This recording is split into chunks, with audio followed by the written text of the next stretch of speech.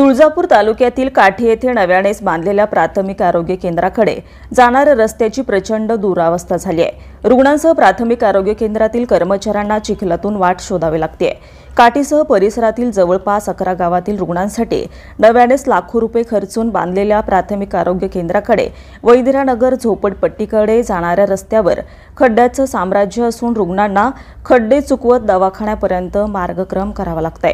या प्राथमिक आरोग्य केंद्राला काठीसह परिसरातील गावे जोडली असल्याने येथे नेहमीच रुग्णांचा राबता असतो, परंतु या रस्त्यावर मोठमोठे खड्डे पडले असून सध्या 10-12 दिवसांपासून सतत पावसाची संततधार सुरू असल्याने हा रस्ता चिखलमय झालाय।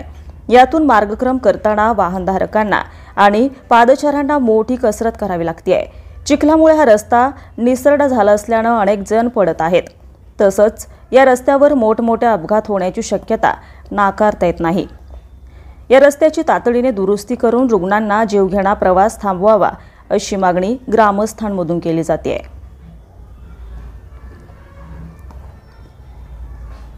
धाराशिव न्यूज रिपोर्टर उमाजी गायकवाड, काठी, तुळजापूर।